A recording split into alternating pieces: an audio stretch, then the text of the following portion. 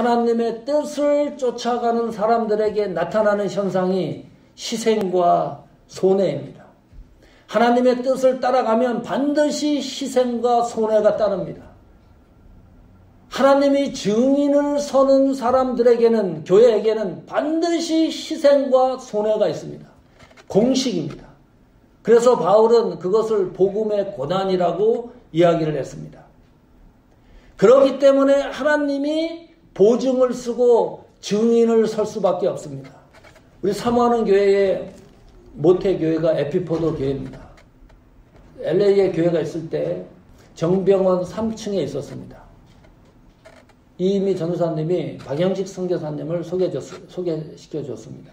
박 선교사님이 주일마다 멕시코 내려가서 선교하고 또 올라오고 그런 일을 반복했습니다.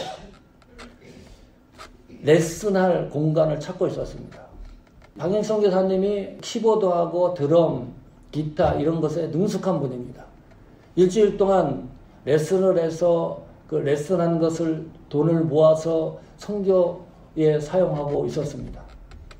우리 교회를 사용하고 싶다 그래서 사용하시라고 멕시코 내려가실 때 비치에 있는 한국 식당에서 만나서 음식 같이 먹고 키를 줬습니다. 목사님 마음껏 사용하시라고. 1년이 됐습니다. 마침 리스를 재계약하는 때였습니다. 근데 주인이 갑자기 나가라 그러는 거예요. 그래서 어쩔 수 없이 도저히 방법이 없었습니다. 그 교회 짐을 창고를 빌려가지고 갖다 집어넣고 시간적인 손해, 또 물질적인 손해, 정신적인 손해, 갑자기 그 다음 주날 예배 드릴 곳이 없어 사라져 버렸습니다. 참 하나님이 하시는 일은 묘하죠. 그때 박영식 선교사님이 결정을 하세요. 나는 멕시코로 완전히 이주해야 되겠다. 그날 이후로 선교사님은 멕시코로 완전히 그곳에서 거주하시면서 선교사역을 하고 있습니다. 멕시코 시민권자가 됐습니다. 호주 시민권자이기도 합니다. 에피포도 교회는 그날 이후로 오렌지로 내려오게 되는 동기가 됐습니다.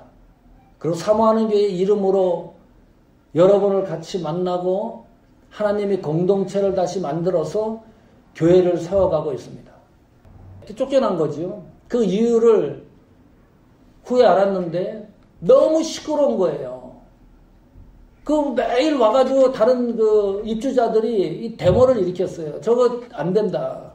우리 다 나가겠다. 이러니까 주인도 어쩔 수 없이 쫓아낸 거예요.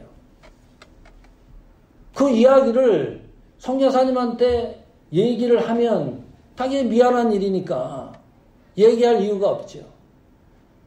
나중에 7년이 지난 후에 제가 멕시코 선교 창립 기념일에 갔었습니다.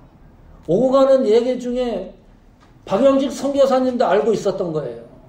우리 때문에 에피포도 교회가 쫓겨났다는 그 사실을 나도 알고 있었고 그 둘이 7년 동안 입을 다물고 있었어요. 어떨 때는 하나님의 뜻을 따라가다 보면 희생과 손해를 감수하지 아니하고는 하나님의 뜻의 방향성을 정확하게 우리들이 발견할 수 없을 때가 있습니다.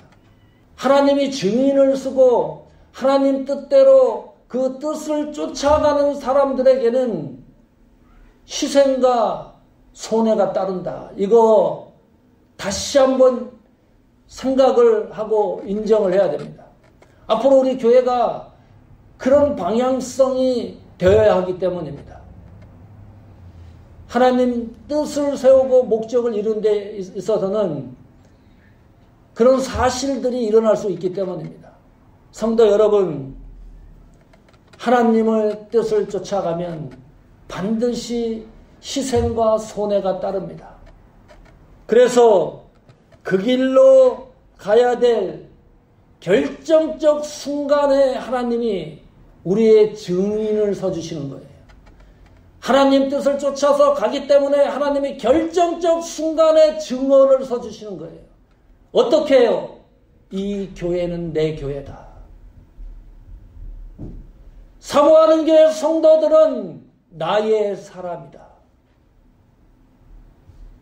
그러면 된 거예요. 더 이상 뭐가 필요하겠습니까? 하나님이 증인되는 교회, 하나님이 증언해 주시는 성도, 이것은 하나님의 뜻을 따라가는 성도입니다. 하나님이 우리 교회를 증언해 주시고 하나님이 내 신앙과 믿음을 증인을 서 주신다 그러면 그걸로 된 거예요. 더 이상 무엇이 필요합니까? 그 은혜가 족한 줄로 아는 축복이 여러분들에게 넘치기를 축원합니다.